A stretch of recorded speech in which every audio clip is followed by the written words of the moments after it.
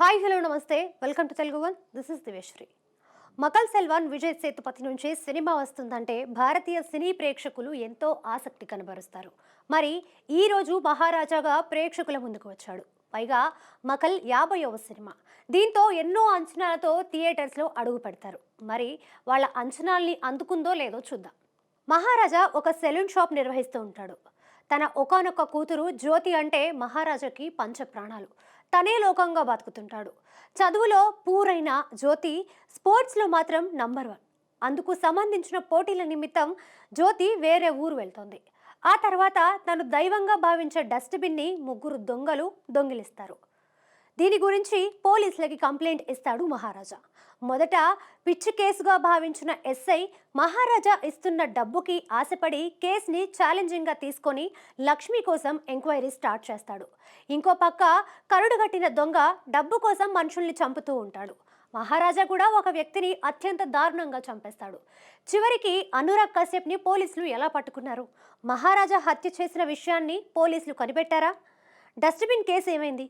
అదేవిధంగా మహారాజాకి అనురాగ్ కశ్యప్కి సంబంధం ఏమైనా ఉందా అనేదే ఈ కథ. సినిమా అంటేనే భారీ బడ్జెట్ ఉండాలని భావించే ఈ రోజుల్లో అలాంటివేమీ అక్కర్లేదు. ఆర్టిస్టుల పర్ఫార్మెన్స్, పగడ్బందీ స్క్రీన్ ప్లే ఉంటే చాలని మహారాజా నిరూపించింది. మూవీ మొత్తం ఎక్కడా బోర్ లేకుండా సాగింది. కథ సింపుల్ పాయింట్ అయినా కూడా కథలో ఏదో ఉందనే క్యూరియాసిటీని కలిగించింది. ఇలాంటి మూవీ గురించి చెప్పుకోవాలంటే ఫస్ట్ హాఫ్ సెకండ్ హాఫ్ అని విడదీసి చెప్పుకోలేము. ఎందుకంటే సినిమా కూడా ఆ ఉద్దేశంతో తెరకెక్కలేదు. ఫస్ట్ హాఫ్ చూస్తున్న ప్రేక్షకుడు సెకండ్ హాఫ్లో ఏమై ఉంటుందనే ఆలోచనలో పడతాడు. ఒక రకంగా చెప్పాలంటే ప్రేక్షకుడు బుర్రకి మహారాజా పదును పెట్టింది. ఒక మనిషి తన స్థాయికి తగ్గ మెంటాలిటీని ఏ విధంగా ప్రదర్శిస్తాడో కనబడుతుంది. ఎందుకంటే చాలా మంది ఒక మనిషికి అన్యాయం చేసి తన ఫ్యామిలీని మాత్రం బాగా చూసుకుంటూ ఉంటారు. అదే సమయంలో మనిషిలో ఎంత ఉన్నత విలువలు ఉంటాయో కూడా చూపించారు. ఆ రెండింటిని బ్యాలెన్స్ చేస్తూ ఈ మూవీ తెరకెక్కించారు. క్లైమాక్స్ ట్విస్ట్ మాత్రం అదిరిపోయింది. నటీనటులు, సాంకేతిక నిపుణుల పనితీరు ఎలా ఉందంటే మహారాజా క్యారెక్టర్లో విజయ్ సేతుపతి వీర విహారం చేశాడు. తన నటనలో దాగి ఉన్న ఇంకో కొత్త కోణాన్ని ప్రేక్షకులకి పరిచయం చేశాడు.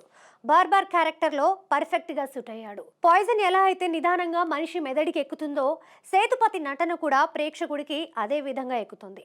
మూవీ చూస్తున్నంతసేపు సేతుపతి కనపడడు, కేవలం మహారాజానే కనపడతాడు. మమతా మోహన్ దాస్, అభిరామిలకి పెద్దగా నటించడానికి లేకుండా పోయింది.